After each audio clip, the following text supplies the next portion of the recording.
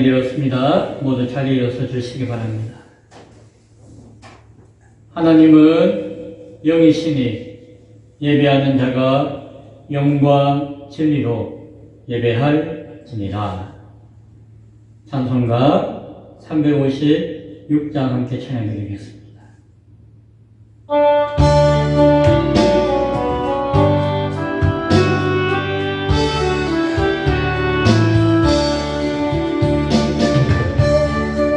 이름 소리 높여 찬송 드리니 그 거룩하고 크신 영광 널리 퍼지네. 나의 영혼 사울 때 나의 영혼 사울 때 그 나의 대장 되신 나를 인도하소서. 은혜에 빠져 종된 백성 놓아주시고 그 영광 나라 백성 되게 하여 주소서. 나의 영혼 사울 때 나의 영혼 사울 때 그 나의 대장 되신 나를 인도하소서. 내 영의 원수 이긴 힘을 뚫어주시랴. 그 악한 마귀 정복하니 구주 예수라. 나의 영혼 사울 때 나의 영혼 사울 때 그 나의 대장 되신 나를 인도하소서. 내 사망 고통 명패하사 새 사람 되고 새 힘을 주사 승리 생활하게 하소서. 나의 영혼 사울 때 나의 영혼 사울 때 그 나의 대장 되신 나를 인도하소서. 아멘. 다 함께 사도신경으로 신앙 고백 드리겠습니다. 전능하사 천지를 만드신 하나님 아버지를 내가 믿사오며 그 외아들 우리 주 예수 그리스도를 믿사오니 이는 성령 맹태하사 동정녀 마리아에게 나시고 본디오 빌라도에게 고난을 받으사 십자가에 못 박혀 죽으시고 장사한 지 사흘 만에 죽은 자 가운데서 다시 살아나시며 하늘에 오르사 전능하신 하나님 우편에 앉아 계시다가 저리로서 산 자와 죽은 자를 심판하러 오시리라. 성령을 믿사오며 거룩한 공회와 성도가 서로 교통하는 것과 죄를 사하여 주시는 것과 몸이 다시 사는 것과 영원히 사는 것을 믿사옵나이다. 아멘. 자리에 앉아주시기 바랍니다. 함께 찬송가 357장 함께 찬양드리겠습니다.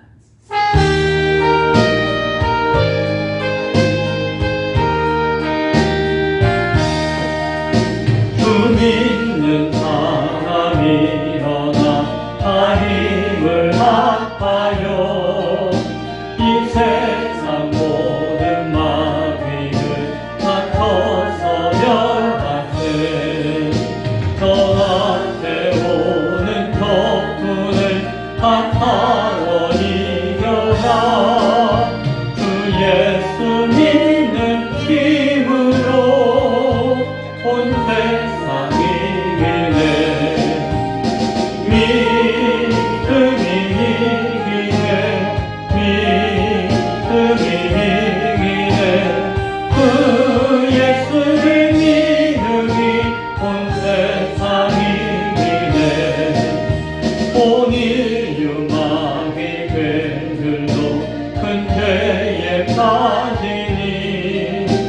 진리로 피를 피고서 늘 기도드릴세 상믿고 의지하면서 겁없이 나갈 때 그 예수 믿는 힘으로 온 세상 이기네 믿음이 이기네 믿음이 이기네 그 예수를 믿음이 온 세상 이기네 끝까지 이긴 자에게 이 옷을 입히고 또 영생 복을 주시니 참 기쁨일세 이 어른 세상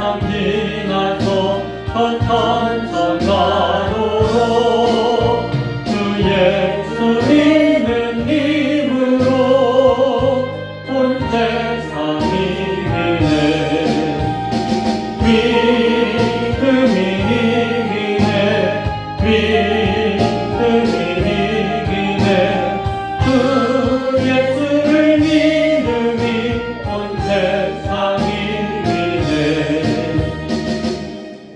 이 시간 예배를 위해서 박성희 권사님 나와서 대표해 기도해 주시겠습니다.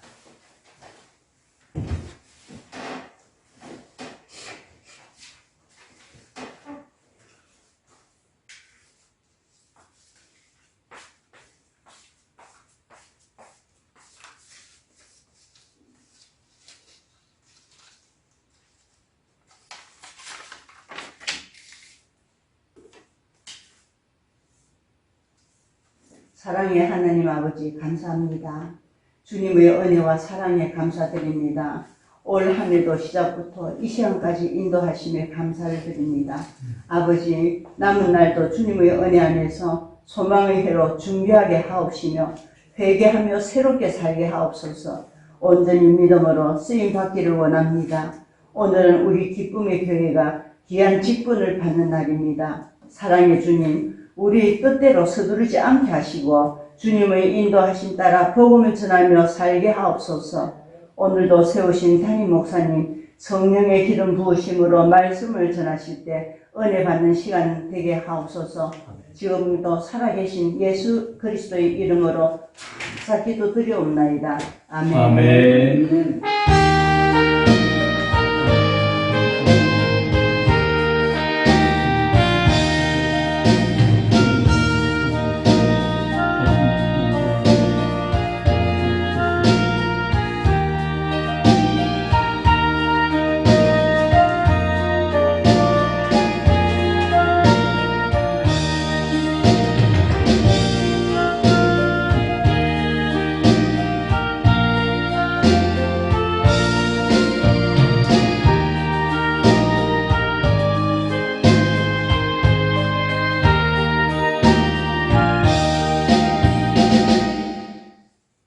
하나님 말씀은 요한복음 7장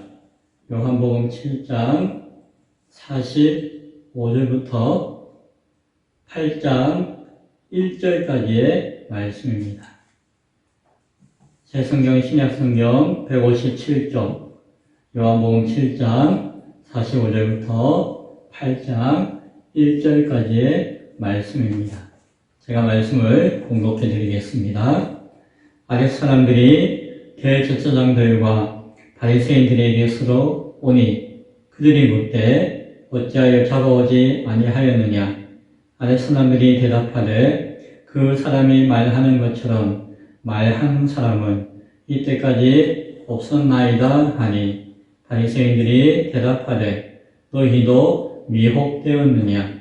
당국자들이나 바리새인 중에 그를 믿는 자가 있느냐.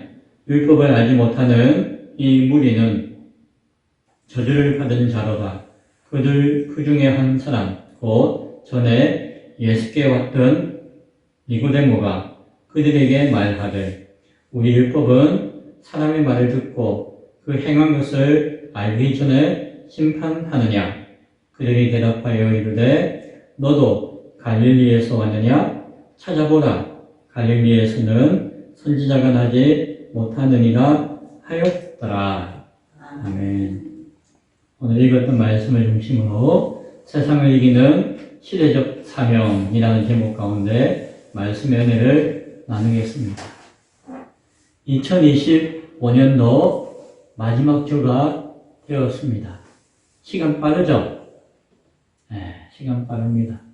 빠른 만큼 주님 오신 날도 가까웠고 우리의 사명의 시간도 얼마 남지 않았다는 생각을 하게 되어집니다.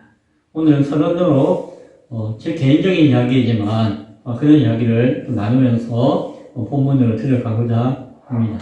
최근에 제가 관심을 가지고 공부하는 것들이 있습니다.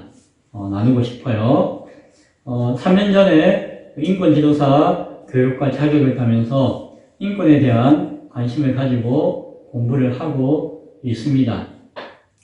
성경적인 바른 인권을 이 세상 가운데 세우고자 하는 그러한 사명이 있기 때문이에요. 그리고 아울러서 저는 목사이기 때문에 신학을 공부한 신학자이기 때문에 신학적으로 인권과 잘 연결해서 또한 공부하고 준비해야겠다는 마음을 가졌습니다. 왜요? 교회에서나 신학교에서나 인권에 대한, 성경적인 인권에 대한 이해가 없어요.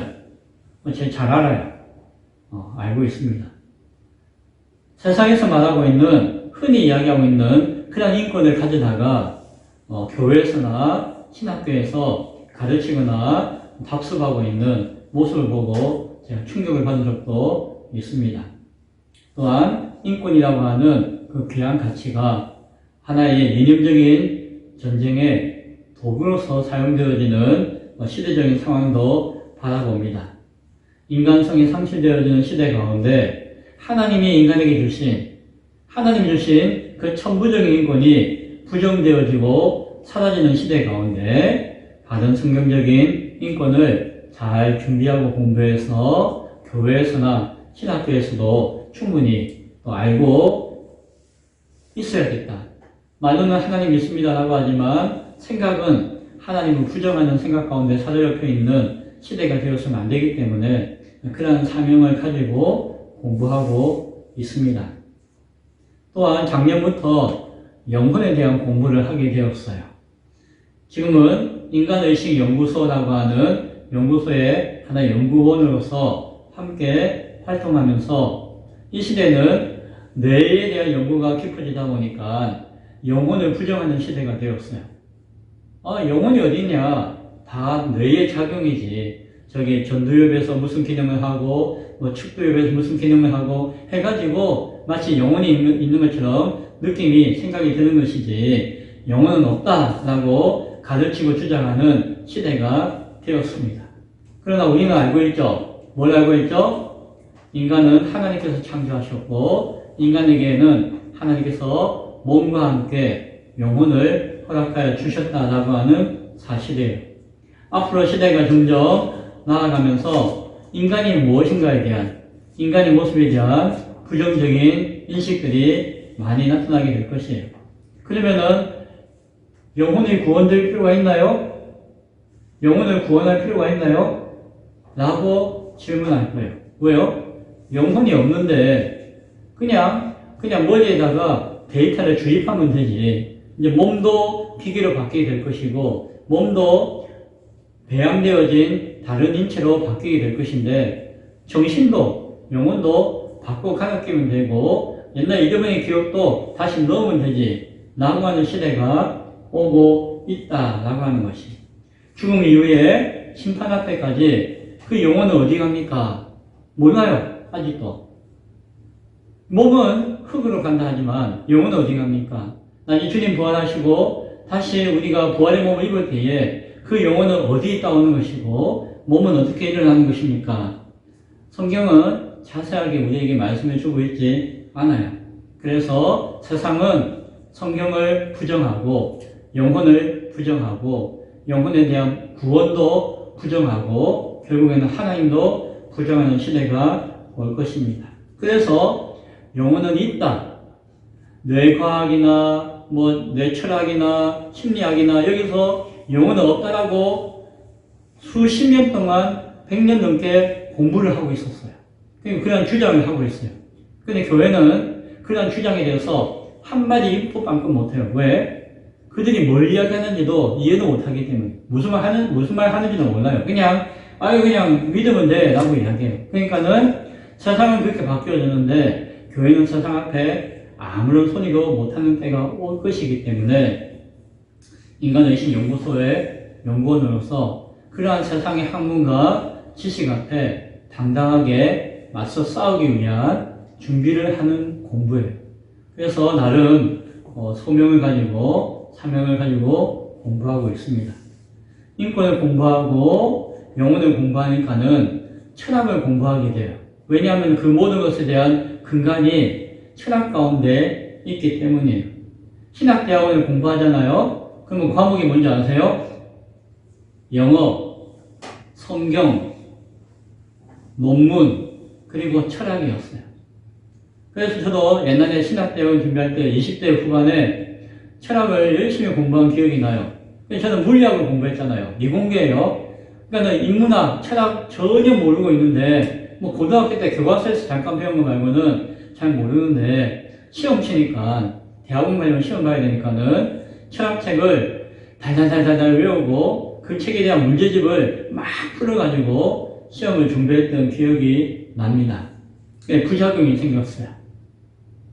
그 철학이 뭔지, 개념이 뭔지 전혀 모르고 그냥 지식적으로 아는 채 하는 사람이 되었어요. 철학?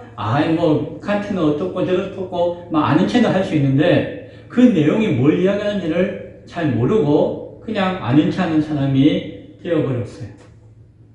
철학은 그 역사적인 흐름을 알아야 돼요. 고대로부터 어떻게 인간의 생각이 바뀌어져 가고 발전되었는가를 알 때에 이 시대 철학의 내용을 이해할 수 있는 것이에요. 그래서 그 전체적인 흐름을 아는 것이 쉽지 않아요. 철학은 그 철학을 설명하는 용어가 있어요. 실존이니 실체니 본질이 무엇이냐고 하는 용어가 있는데 우리가 흔히 쓰는 상식적인 말과는 달라요.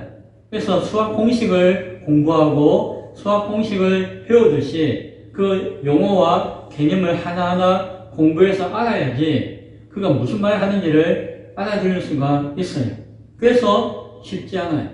그리고 무슨 이야기를 하면은 그 이야기를 하는 뜻이 있는데 그 뜻이 일반적인 상식과는 또 다르기 때문에 이게 무슨 뜻인가 하고 생각을 해야 돼요. 생각을 깊이 해봐야 돼요. 그래서 이런 철학적인 훈련이 안 된 사람들이 신학을 잘 못하는 것이에요. 제가 철학적인 훈련이 잘 안 되어 있었던 것 같아요. 신학 박사가 되었는데도 신학을 잘 모르는 게 그런 이유가 아닌가 하는 생각이 들기도 했어요. 최근에 와서 다시 철학을 하나하나 다시 공부하고 싶은 마음이 있습니다. 왜요? 인권을 제대로 공부하려니까, 영혼을 제대로 공부하려고 하니까 그런 것에 대한 준비가 필요하다. 세상의 학문은 철학적인 배경을 가지고 쭉 이루어지고 있는데 세상의 학문을 도전하고 싸워서 이기고자 하는데 그 기초가 안 돼 있고 그냥 말만 떠드는 사람이 되어서는 안 되기 때문에 그러한 것에 대한 부담을 가지고 있습니다. 또한 저는 목사잖아요. 신학자잖아요. 그러니까 세상에서 이루어지는 그 학문과 용어와 가치들을 그것을 배우는 것으로 그치는 것이 아니라 무엇이 필요할까요? 성경적으로, 신학적으로 그 이야기가 맞느냐, 틀리느냐, 그리고 맞다면 어떻게 맞다고 이야기할 것이냐, 틀리면 어떻게 틀리다고 이야기할 것이냐, 라고 하는 그런 분별에 대한 공부도 할 필요가 있는 것을 보게 되어집니다. 또한 최근의 궁극적인 목표가 요한계시록을 통하여서 역사적인 종말론에 대해서 성경적인 관점에서 어떻게 말씀을 해석하고 설교할 것인가에 대한 고민을 계속해서 가지고 있습니다. 그런 숙제 가운데 요한계시록을 기록했던 사도 요한의 마음과 생각과 그 시대의 상황 가운데서 무슨 뜻으로 전했는가를 알기 위해서 요한을 공부하죠. 그래서 우리가 요한서신을 말씀을 나누었고 요한복음을 지금 계속해서 나누고 있습니다. 예전에 다른 복음서와는 다른, 그리고 예전에 그냥 스쳐 지나갔던 요한이 이야기하고자 하는 그 복음서의 내용을 통해서 요한의 생각과 요한의 시대를 읽고 공부하고자 하는 것이에요. 왜요? 계시록을 온전히 알고 싶기 때문에. 공부할 게 많죠. 그래서 저는 공부할 게 많고 가끔 머리가 아프기도 하고 해요. 목사님, 그럼 목회는 언제 합니까? 전도는 언제 하고 또 설교 준비 언제 하고 합니까? 그래요. 그러나 목회의 가장 근본은 하나님 앞에 바로 서는 것이다라고 여겨져요. 아무리 수단과 방법을 많이 알고 있다 하더라도, 열심히 부지런히 행한다 할지라도 하나님 앞에 나의 사명을 바라보지 못한다면 의미가 없을 것이다 라고 여겨요. 그것이 목회의 우선이다 라고 여겨요. 그래서 목회의 사명 앞에 충실하고 있습니까? 그렇죠. 저렇게 몸부림치고 충실하지만 부족한 것이 많습니다. 그래서 이 시간 저는 여러분에게 기도의 도움을 구하고 함께 기도해달라는 마음 가운데 오늘 마지막 시간 가운데 이런 이야기들을 하고 있습니다. 근데 감사한 게 뭔지 아세요? 이 공부를 하면 할수록 연결되어지는 것을 느껴요. 연결되어지는 것을 깨달아요.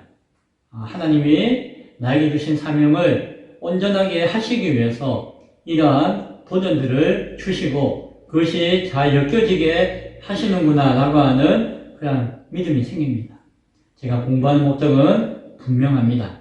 이 세상과 시대를 성경적으로 잘 분석하고 이 시대의 계절 변화를 잘 읽어서 교회로 하여금 다시 오실 주님을 맞이할 준비를 할 수 있도록 돕는 그 사명자로서 수임받도록 애쓰고 힘쓰는 것이 공부의 목적이에요. 제가 가진 목적이 우리 교회가 함께 나누고 짊어지기를 위한 목적이라고 여기기 때문에 함께 기도해 주시기를 소원합니다. 다시 오늘 본문으로 돌아옵니다. 오늘 본문을 통해서 앞서 이야기한 이야기가 연결되어질지도 몰라요. 성탄절 예배 때 나누었던 본문에 이어서 본문은 이어지고 있습니다. 유대의 종교 지도자들이라고 말했던 사람들은 대제사장들, 제사장, 서기관, 바리새인 막 이야기했는데 당국자들이라고 하잖아요. 당국자들. 이 정치와 종교가 일치된 사회였기 때문에 그래서 그 당국자들을 구체적으로 뭐라고 할 수 있는 거니 사내들인이라고 해요. 사내들인. 즉 그때에 사내들인이라고 하는 공의회가 있었던 것이에요. 그것은 그 당시에 행정부의 역할을 했어요. 그 당시에 입법부의 역할을 했어요. 그 당시에 사법부의 역할을 했어요. 지금은 정부가 행정을 보고 국회와 입법을 하고 법원이 사법을 행하잖아요. 그런데 그렇게 분리되어진 삼권이 하나로 연결되어서 통합되어서 행해졌던 것이 사내들인 공회였어요.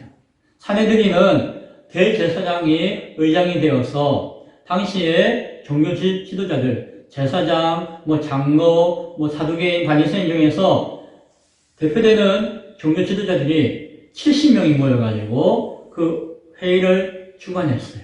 그리고 어떤 재판을 하거나 어떤 행정적인 판단을 하는 일을 그 사내들인에서 했던 것이에요. 그런데 이 사내들인은 다수결로 하지 않고 어떻게 결정했을까요? 만장일치로 결정해요. 그러니까는 70명, 의장까지 71명이 모두가 찬성할 때에 찬성한 것이에요. 모두가 유죄다라고 판단할 때에 유죄가 되는 것이에요. 특이하죠? 그러면은 그게 쉬울까요? 어려울까요? 어렵죠. 그래서 그 사람들은 매일매일 모여가지고 토론하고 회의하는 것이에요. 하나의 안건이 있으면은 만리 100% 찬성이면은 통과. 그런데 찬성이 안 되면은 늘 주장하고 반론하고 의견을 해가지고 그 일을 하는 것이 사내들인 봉의회였고 그것이 유대 사회의 정치, 종교, 사회, 입법의 중심인 것을 우리는 바라볼 수 있어야 할 것입니다. 자, 그런데 이제 오늘 32절에 보니까는 이 사람들이 먼저 보냈던 사람들이 있어요. 32절에 예수에 대하여 무리가 수군거리는 것이 바리새인들에게 들린지라 대제사장들과 바리새인들이 그를 잡으려고 아레스 사람을 보내니라고 해요. 예전에 잠깐 읽고 지나갔는데 잊어버리셨는지 다시 한번 읽어드렸습니다. 여기서 아레스 사람들이 누구예요? 그냥 권력있는 사람이 자기 종들 그냥 내보내가지고 예수 잡아와. 이것이 아니라고 하는 것이에요. 사내들인 공회에서 예수를 잡기로 결정하였기 때문에 그 공회의 결정에 따라서 파견되어진 공무원들입니다. 아예 사람들은 단순한 종이 아니라는 것이에요. 이 사람들은 공문을 집행하는 자들이었어요. 뭐 가서 대충대충 할 것이 아니라 자신이 반드시 그 일을 수행해야 되는 그러한 책임을 가지고 파송되어진 사람들이었다는 것이에요. 그런데 이들이 그 일을 했다고요? 안 했다고요? 45절 오늘 본문이죠. 아랫 사람들이 대제사장들과 바리새인들에게도 오니 그들이 묻되 뭐라고 이야기하죠? 어찌하여 잡아오지 아니하였느냐? 라고 물어요. 뭐예요? 그들이 예수를 잡아오라고 하는 그러한 공적인 업무를 수행했다 안 했다? 수행하지 안 했다는 거예요. 안 했는지 못 했는지는 몰라요. 못 했다는 거예요. 안 했거나. 그런데 그 뒤에 그 이유에 대해서 그들이 스스로 밝히고 있어요. 뭐라고 밝히죠? 46절에 보니까는 그 아랫 사람들이 대답하되 그 사람이 예수님이 말하는 것처럼 말한 사람은 이때까지 없었나이다 라고 대답을 하고 있어요. 자, 그러면 못한 거예요? 안 한 거예요? 안 했다는 거예요. 네. 안 했다는 거예요. 자신들의 판단이 예수가 말씀하신 것이 뭐예요? 틀린 말이 없었다는 것이에요. 자신이 설득을 당했고 감동을 받았다는 표현일 수도 있어요. 그러나 이것은 단순히 개인적인 그리고 어떤 감정적인 판단이 아닐 거예요. 왜요? 그들은 공무를 집행하러 간 사람들이었잖아요. 뭐 심부름 쫄래쫄래 간 사람들이 아니었잖아요. 그들이 판단한 것은 단순한 개인적인 감정적인 판단이 아니라는 것이에요. 자신들은 법적인 구속력을 가지고 갔던 사람들이에요. 그래서 그 법적 당위성에 따라서 행동해야 되는 사람들이었어요. 그냥 책임과 권한을 가지고 있는 사람들이었어요. 그런데 자신들이 가서 예수의 변론을 들었다는 것이에요. 그런데 예수가 하는 변론이 맞다 틀리다? 논리적으로나 법적으로나 고발되어진 내용에 따른 처벌의 근거를 찾기가 어려웠다는 것이에요. 예수님이 성전을 비하하고 신성을 모독했다라고 고발해가지고 잡으러 갔는데 그것이 사실이 아니었다는 것이에요. 오히려 예수님은 하나님의 말씀과 율법을 잘 아는 분이었고 그것을 존중하고 순종하는 모습으로 행동했다는 것이에요. 그것을 조금이라도 범하는 사람이 아니었다는 것이에요. 감정적으로 봐도 그렇지만 정치적으로 그들은 잘못된 판단을 가지고 잡아오라고 명령했다는 것을 그들은 알았다는 것이에요. 종교 지도자들이 사내들에 있는 공회 회원들이 예수에 대해서 알지 못하고 그냥 거기에 모여가지고 탁상 공론을 통해서 회의를 통해서 없는 죄를 만들어서 뒤집어 씌우고 끌고 오라고 했다는 것을 그들은 실무진으로서 판단할 수가 있었다는 것이에요. 그것이 사내들인 공의회의 아레스 사람으로 공무를 수행했던 그들의 양심적인 법적인 판단이었다는 것을 우리는 생각할 수가 있습니다. 그러면은 사내들인 공회의 종교 지도자들이 뭐라고 이야기했을까요? 오늘 본문을 보니까 세 마디 이야기했죠. 하나는 무엇이에요? 47절에 보니까 너희도 미혹되었느냐? 라고 이야기해요. 무엇이죠? 이미 그들은 예수가 세상을 미혹하고 있다라고 판단했어요. 하나님을 모독하고 성전을 모독하고 신성을 모독하면서 그러한 주장을 가지고 이단 사설로 사람들을 꾀고 있다라고 판단했던 것이에요.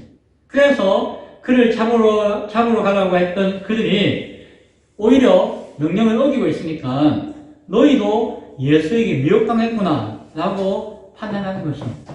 이미 그들은 선입견이 있었어요. 예수는 잘못된 사람, 예수는 거짓된 사람, 예수는 미혹하는 사람이라고 생각하고 있었기 때문에 수행하지 않는 그들의 모습도 그들은 여전히 미혹되었다라고 판단하고 있었던 것을 보게 되었습니다. 그리고 이야기하죠. 뭐라고 이야기하죠? 48절에 당국자들이나 바리새인 중에 그를 믿는 자가 있느냐라고 이야기해요. 이제 의문을 제시해요. 예수가 성전에서 당당하게 외치고 있는데 그를 잡으려 하는 분위기를 알고 있으면서도 외치고 있는데 또한 잡아오라고 영장을 발부해가지고 집행관을 보냈는데도 그들이 감히 스스로의 판단을 통해가지고 집행을 거부하는 사태를 보니까 이거는 분명히 이 사내들인 정부 안에 이 공회 안에 예수를 비호하고 감싸 안는 뒷배경이 있는 것이 아닌가라고 하는 의혹을 제기하는 것입니다. 실제 그렇다라고 의심을 해서도 그렇지만 그냥 누군가 트집 잡아가지고 그것을 이해하지 못하는 자신들의 생각을 그렇게 주장하는지도 몰라요. 모함이고 의심이었겠죠. 그 사람들이 네 맞습니다 라고 이야기했을까요? 실제로는 아닐 수도 있고 설령 맞다 하더라도 그렇게 이야기 안 했겠죠. 아니라고 이야기했을 것이에요. 그런데 그들은 그 의심을 접지 않고 이어서 그러한 어떤 사람을 특정 지어놓고 어떻게 이야기하죠? 심하게 욕하고 저주를 퍼부어요. 어떻게 해요? 49절에 율법을 알지 못하는 이 무리는 저주를 받은 자로다 라고 이야기해요. 유대인인데 율법을 알지 못한다는 것은 뭐예요? 그는 개나 짐승과 같다는 거예요. 이건 이런 말하고 비슷해요. 사람인데 사람의 도리를 모른다. 그건 뭐예요? 사람이 아니라는 거죠. 짐승이라는 거예요. 유대인인데 율법을 알지 못한다는 것은 그는 사람이 아니다. 개나 짐승이다라고 하는 심한 욕이었어요. 그 당시 욕이 그런 거였다니까. 당신은 율법을 모르네? 마치 예수 믿는 사람에게, 목사에게 당신은 복음을 모르는 사람이네. 라고 하는 욕과 비슷한 욕이겠죠. 그리고는 저주를 퍼부어요. 이 무리는 저주를 받은 자로다. 라고 이야기해요. 욕보다도 더 강한 것이 저주하는 것이에요. 정치인들 가운데서도 자기하고 뜻이 안 맞는다 해가지고 상대방을 막 욕하거나 저주하는 사람은 우리가 뭐라고 해요? 저 질 낮은 사람들, 수준 낮은 정치인들, 바꿔야 돼. 그렇게 이야기하죠.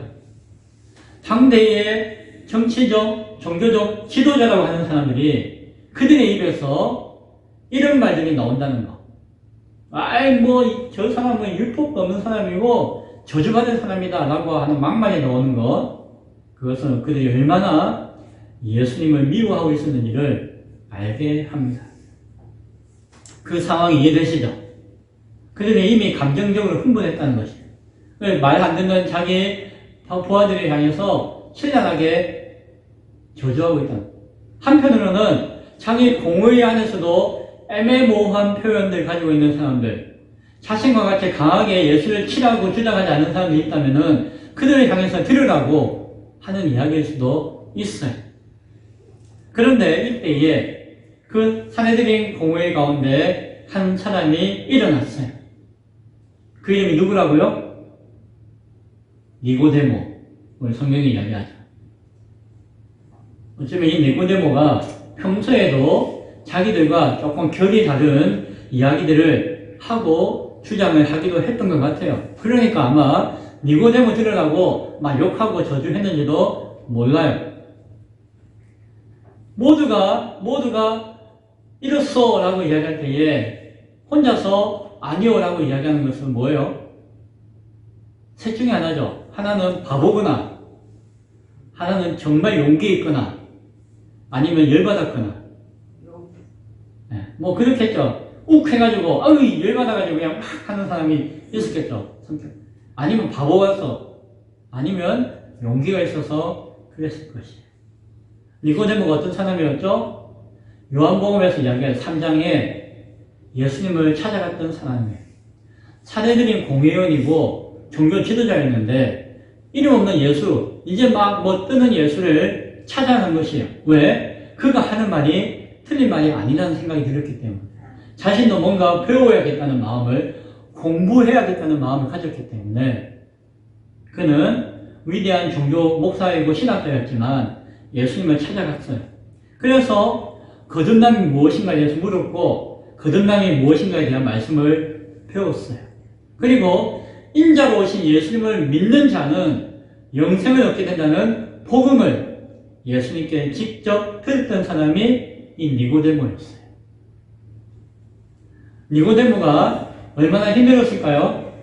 그런 생각이 드시나요? 왜요? 이 사내들인 공회는 어떻게 의견을 결정한다고요? 만장일치로 결정하는 거예요. 다수결이 아니고 만장일치예요. 그런데 니고데모가 자신이 반대하면 안 되는 것에도 불구하고 만약에 예수를 잡아서 죽이자라고 그 사람들이 결정했을 때에 니고데모가 반대할 수 있었을까요? 없었을까요?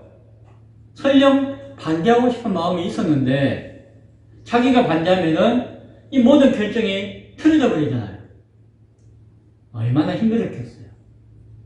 사상 모두가, 거기 있는 모두가 아니요 라고 할 때에 자신이 네라고 이야기하는 것이 얼마나 눈총을 받고 힘들었을까요?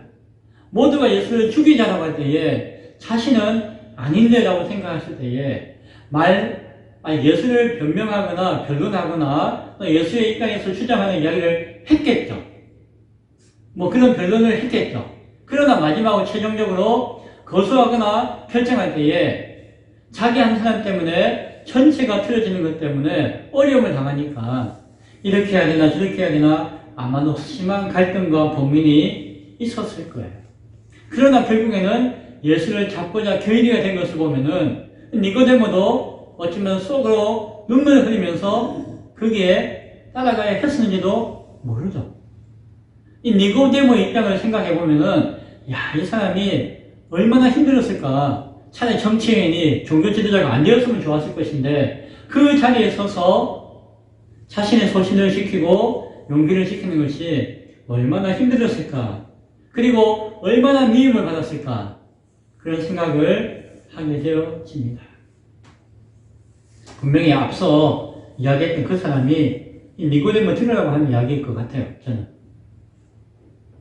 니고데모는 바보라서가 아니라 욱하는 마음에서가 아니라 용기를 가지고 지금도 이야기하고 있는 것이에요. 뭐라고 이야기하죠? 니고데모가 이렇게 이야기할 수 있는 것은 무엇이에요?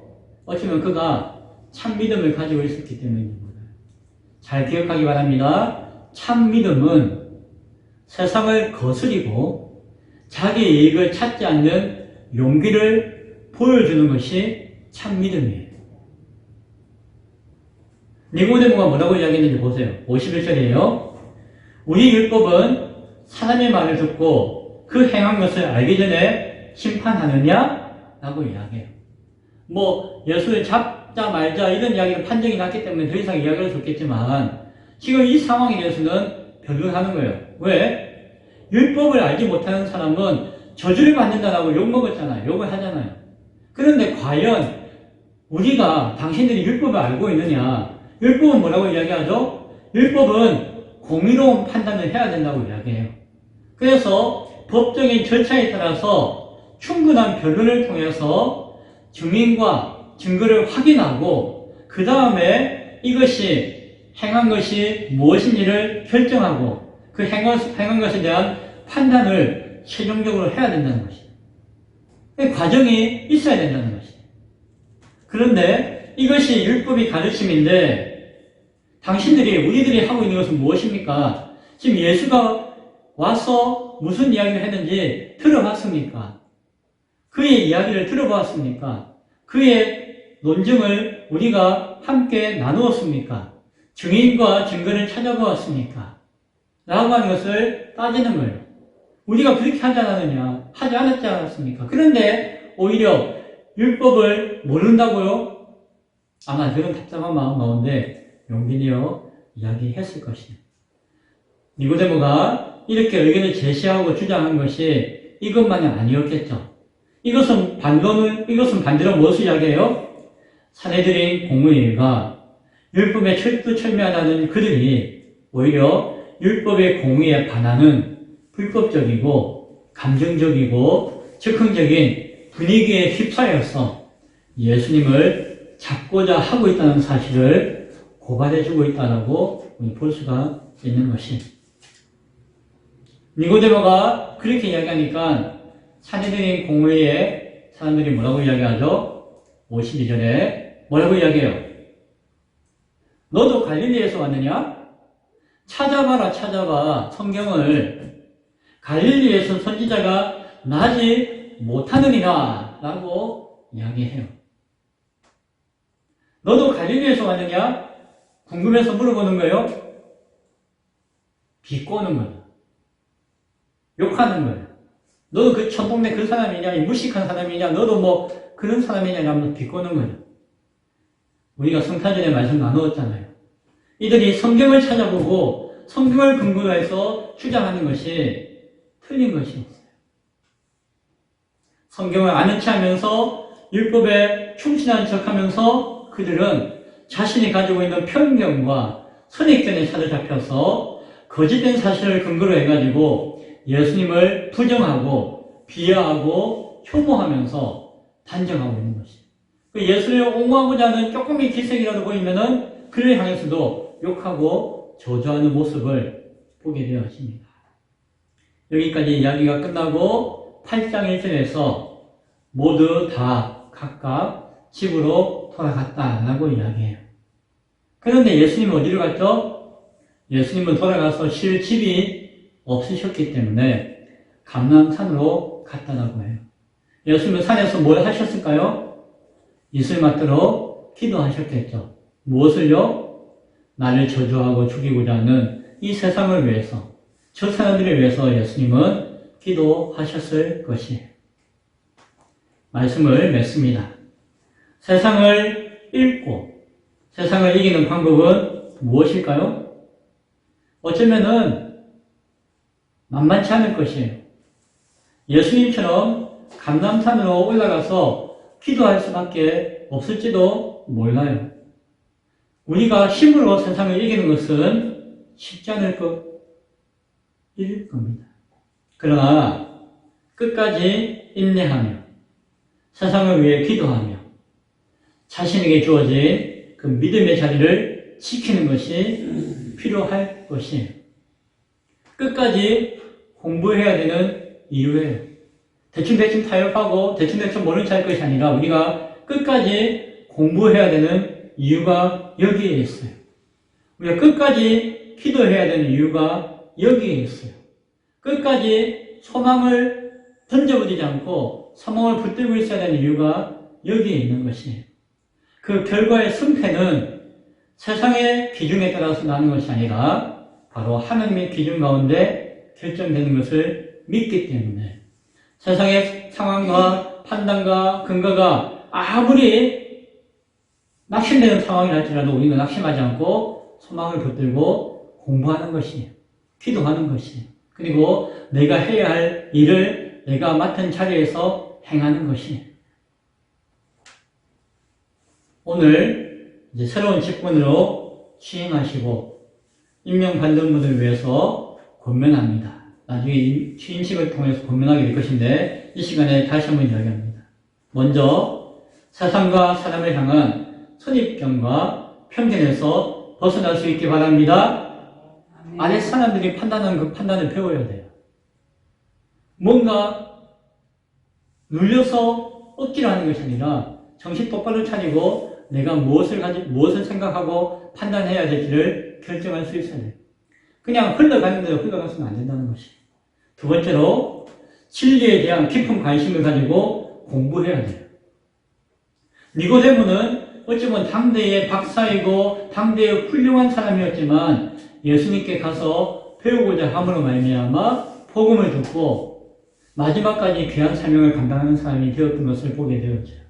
그가 나는 세상의 율법과 신학과 모두 다 한다라고 이야기하고 배우고자 하지 않았다면은 이와 같은 역사가 나타나지 못했을 것이에요.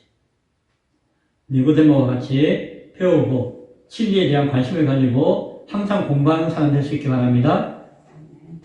또 세 번째로 새로운 삶과 영혼의 변화를 소망하는 사람이 되어야 합니다. 우리의 믿음과 우리의 사랑은 소망을 통하여서 드러날 수 있어야 하는 것이에요. 이 세상과 시대 앞에서 당당하게 주어진 직분과 사명을 감당함으로 세상을 이기는 기쁨의 교회와 모든 성도들 새롭게 임직하고 임명받는 우리 모두가 될 수 있기를 간절히 축원드립니다. 아멘. 하나님, 올해 마지막 날 또한 직분과 사명 가운데 나아가는 날, 세상을 이기는 시대적 사명이라는 제목 가운데 말씀을 나누었습니다. 이 말씀이 우리 가운데 잘 녹아지고 새겨져서 하나님의 나라를 준비할 수 있는 선한 도구의 사명 감당할 수 있는 직분자들, 사명자들 우리 모두 되어지도록 도와주옵소서. 예수님 이름으로 기도드리옵나이다. 아멘. 다 같이 찬송가 358장 부르시며 등교한 음악 하나님께 드리겠습니다.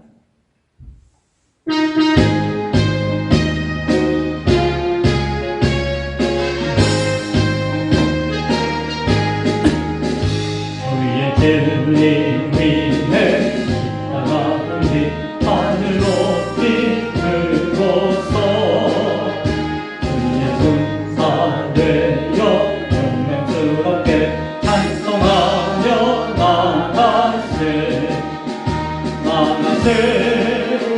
나가세 주 예수만을 위하여 목숨 바치고 싸움 걸어나가세 원수들이 뒤로 당할지라도 주의 군기 붙잡고 주의 진리 위에 용기 다하여 분발하여 싸우세 나가세 주 예수만을 위하여 목숨 바치고 싸움 걸어나가세 산마들마다 가는 곳마다 주의 군기 마련이며 반갑고도 기쁜 승리의 소식 온 세상에 전하세 나가세 주 예수만을 위하여 목숨 가지고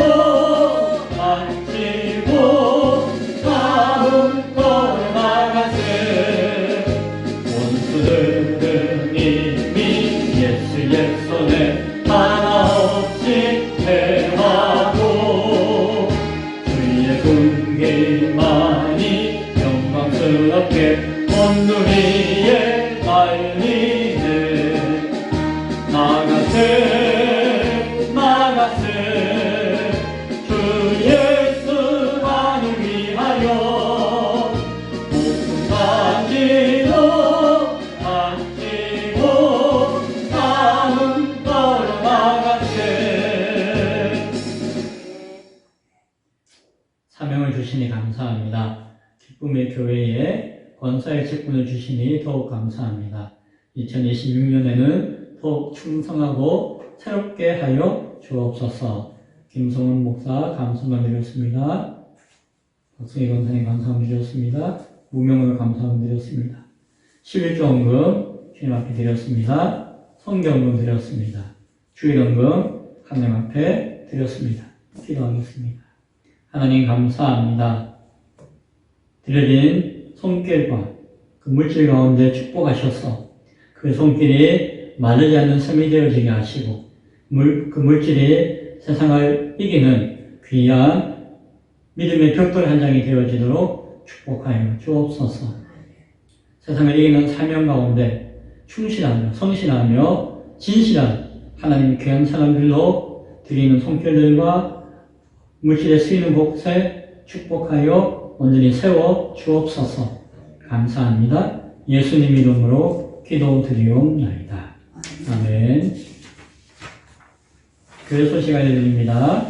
송구영신 예배가 12월 31일 수요일 날 밤 11시에 있습니다. 추운 날 밤에 교회에 나오는 것이 만만치 않지만 그러나 한 해의 마지막과 한 해의 처음을 예배 가운데 함께 한다는 것은 의미가 있습니다. 그리고 그 의미 있는 시간을 송구영신 예배를 통해서 우리는 가지고 나누게 될 것입니다. 사모하는 마음 가운데 참석하시고 함께 할 수 있기를 바랍니다. 신년 감사 헌금은 다음 주 신년에 드리기도 하지만 송구영신 예배 때 드릴 수도 있습니다. 신년 감사 예배는 헌금은 자유롭게 할 수 있기 바랍니다. 오늘 예배가 끝나고 난 다음에 바로 이 자리에서 임직을 위한 취임식과 재직 임명이 있습니다. 우리 교회는 이번에 권사 취임으로 박은옥 집사님이 그리고 명예권사로 이제 임명하여 오셨던 박성희 권사님이 그리고 명예집사로 육석천 성도님이 새롭게 세워지게 되어집니다. 그 외에 기존에 직분에 맡으신 분들은 그대로 계속해서 연장하여 임명되시는 것으로 이해하시면 될 것입니다. 결격되어지는 분이 한 분도 없습니다. 네, 감사합니다. 2026년도 새로운 은혜의 기회와 시간을 소망하며 함께 기도할 수 있는 금주 한 주가 될 수 있기를 바랍니다. 기도하겠습니다.